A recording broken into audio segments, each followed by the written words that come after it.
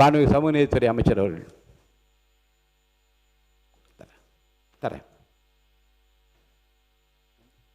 மாண்புமிகு முதல்வர் அவர்களே, மாண்புமிகு சட்டப்பேரவைத் தலைவர் அவர்களே, இன்றைக்கு இந்த அறிவிப்பு ஒரு வரலாற்று சிறப்புமிக்க அறிவிப்பு.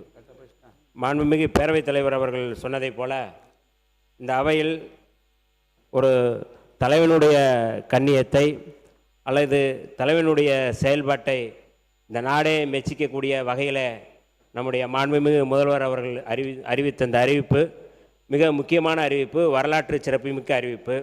இந்த அறிவிப்புகளில் நான் வியந்து பார்ப்பது, வடசென்னையில் 300 கோடி மதிப்பீட்டில் 400 படுக்கைகள் கொண்ட ஒரு பன்னோக்கு மருத்துவமனை அமைத்திருப்பது என்பது மிகுந்த வரலாற்று சிறப்புமிக்கது, வரவேற்புக்குரியது. ஏனென்றால் வடசென்னையிலிருந்து வருகின்ற மக்கள் எத்தகைய மக்கள் என்று எல்லோருக்குமே தெரியும்.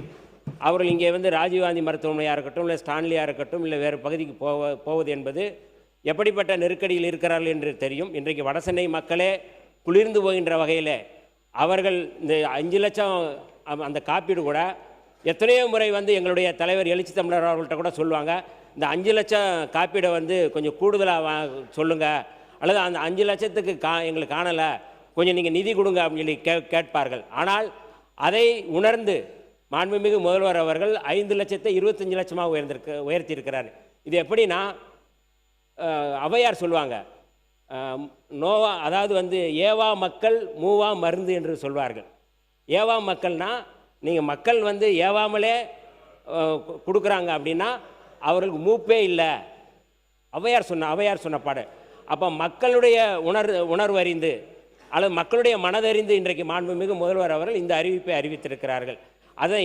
அதாவது நல்லோருக்கும் பெய்யும் மழை எல்லோருக்கும் என்று சொல்வார்கள். அதே போல் இன்றைக்கு எல்லோருக்குமே பெய்திருக்கு. இந்த அறிவிப்பு வந்து ஒருத்தருக்கு மட்டுமல்ல, ஒரு கட்சிக்காரர்களுக்கு மட்டுமல்ல, எல்லோருக்கும் பயன்படக்கூடிய வகையில் இதை அறிவித்திருக்கிறார்கள். பால் கொள்முதலாக இருக்கட்டும், அல்லது இந்த வடசென்னை அறிவிப்பாக இருக்கட்டும், கார் அறிவிப்பாக இருக்கட்டும், கூடுதலாக வந்து ரொம்ப முக்கியமாக நான் விழுப்புரம் மாவட்டத்தில் வந்து எங்களுடைய தொகுதி திண்டிவனம் தொகுதி விழுப்புரம் பகுதியில் புற்றுநோய் வந்து அதிகமாக இருக்குது அப்படிங்கிறது எங்களுடைய நாடாளுமன்ற உறுப்பினர் ரவிக்குமார் அவர்கள் பல முறை வந்து இது குறித்து நாடாளுமன்றத்தில் பேசியிருக்கிறாங்க. விழுப்புரத்தில் வந்து அதிகமாக புற்றுநோயால் பாதிக்கப்படுறாங்க, அந்த புற்றுநோயால் பாதிக்கப்படுற நோயாளிகளை குணமாக்கக்கூடிய இது குறித்து நிறைய நாங்கள் வந்து கேள்வி எழுப்பியிருக்கிறோம். ஆனால் அதையெல்லாம் அறிந்து கேளுங்கள் தரப்படும் தான் சொல்கிறாங்க. ஆனால் கேட்காமலே தருகின்ற ஒரு முதல்வராக தான் நான் வந்து பார்க்குறேன். இதை யாரும் கேட்கலை. வடசென்னைக்கு யாராவது கேட்டோமா? யாராவது கேட்டிருக்கோமானா இல்லை. ஆனால் புற்றுநோய் தொடர்பாக, புற்றுநோய் தடுப்பு மையம் தொடங்குவது தொடர்பாக, அது அறிவிப்பு தொடர்பாக யாராவது கேட்டிருக்கிறோமா? இல்லை.